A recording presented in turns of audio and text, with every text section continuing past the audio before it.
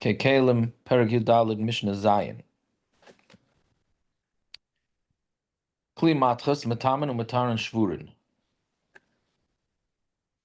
We said that a kli matchas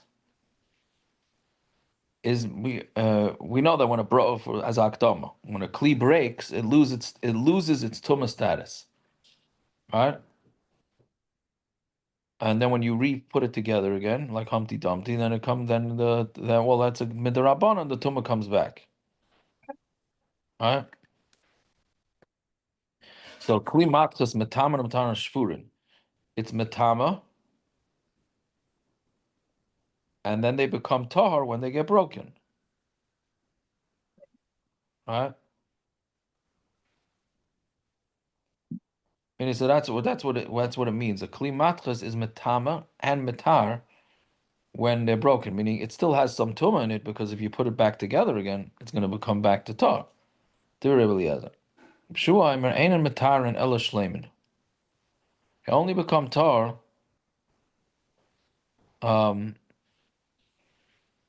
as like regular shleimim, right? Meaning um let's see. Well, okay, let's finish the mission, and then okay, Ketzad. Like, what is this talking about? Meaning, what's this machlokes? Rabbi Eliezer holds that kli matchus and matama and matar when they're broken, and Rabbi Yeshua says they're not matar only when they're shalom. So what's this in Ketzad? All right, what's the case? He's alayin. If somebody, let's say, it was tummy mace, so you have to sprinkle the paraduma, the afer paraduma on it. Nishbaru boy bayayim, and then it broke that day. Sehetichon, and then he melted down the pieces. V'chazar v'hiza aleim shenis boy bayayim, and then he went and sprinkled it another time that day. Hare elu tahir and that tar, and you don't have to wait until the seventh day, right? Because normally you have to sprinkle on the third and seventh day, all right? But here you don't need it, because the Rabbanan are the ones that made this whole gezerah. Really, I said the whole thing is tar. The Rabbanan are the ones that made a gezerah. So they said they made it more mekel. And Rabbi Yeshua said, nah, it's gonna has the regular status of tumas mace, and you're gonna have to sprinkle on it on the third and the seventh day. So that's the ramification of this machlokes. So Rabbi Eliezer holds that it's totally tar. It's a total new entity, and it's only tamim Rabbanan, and therefore they were mekel on day 7.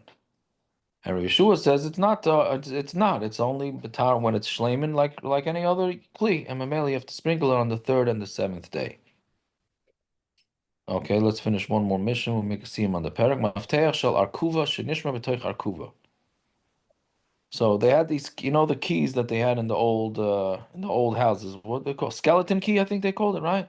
Like a skeleton key. So you have a key that broke by the arkuva. Arkuva is where it gets bent, right? Meaning, because it looks like a bent knee. So mafteach shel arkuva shenishma b'toich arkov, if it broke by its knee, meaning far away from the handle, it's tar, right? Because you can't do anything with it. Or if you break so far away, so meaning you broke the end of it, you can't. It's not a usable key. Rabbi Yehuda Matama. Yehuda says Tama Mneshu Peseach Boi Mibifnim. That's because you could use it to open the door from the inside. So since it's possible to open the door on the inside, so then that works. Memela works enough to keep it tummy. V'shel gam shenishbar mitoich gumoy, and a gam type of key that broke from its handle, right? Meaning a similar type situation. It's a little I don't know. It's the article Mishnayos has a picture of it. It's a different type of key, and it broke in middle of the gamma, right? Tar. So then it's tar because it's not usable. Meaning because you can't use it not from the inside, not from the outside. How you buy chafin, undercoven. Let's say they were chafin is like things sticking out like teeth. Undercoven is holes in it, right? In the part that's left, tame, then it's tame because um Probably McConnell too, like those places. what? Oh, that's all right. Oh, those still it has a part that can be McConnell from something else. Yeah, because yeah, Got a but hole. why? But why? You put your bubble gum in there.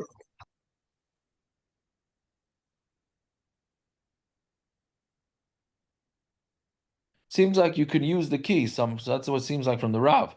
You could use the key somehow. So it's tamei nitlu chafin. But let's say the teeth were taken away. Tamei b'pnei nekaven. It's still tamei because of the holes in it. Because I guess there's different types of locks. So some of them you need the teeth. Some of them you just need the holes. Whatever. Nistatmun b'kaven. Let's say the holes were in the key were covered up. Tamei b'pnei chafin. Then it's tamei because of the teeth. Nitlu chafin when it's not nekaven. But if you took away the teeth and the holes were also filled in, or they were parrots, they were broken into each other, meaning the teeth um, were joined, right? So then it's not usable anymore. So then it's going to be tar.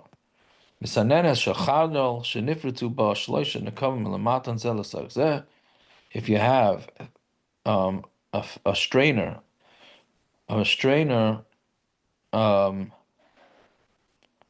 of a mustard strainer. It seems like every time there's a strainer, it's for mustard, right?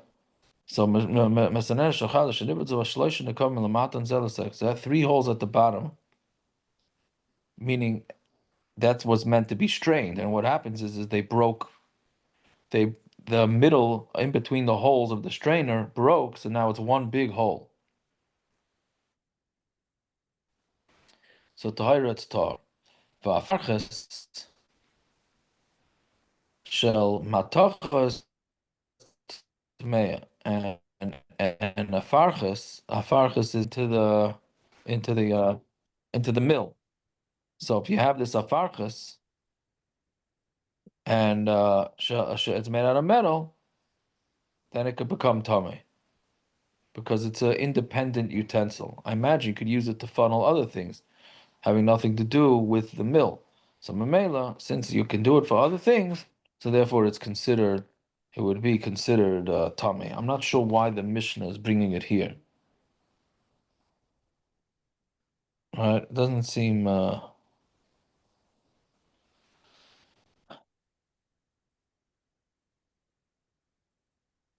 Maybe because of the holes. It also has holes. The key has some kind of hole, and the fireplace, the fireplace also has holes. The Three who? holes. The what? After the fireplace has three holes before it's broken. Oh, the farchas, yeah, yeah.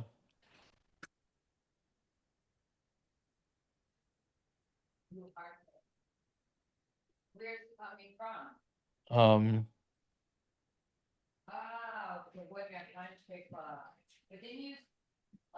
I hear, but okay, you mean it's the connection between. I hear. Okay, maybe. Okay, we'll stop over there.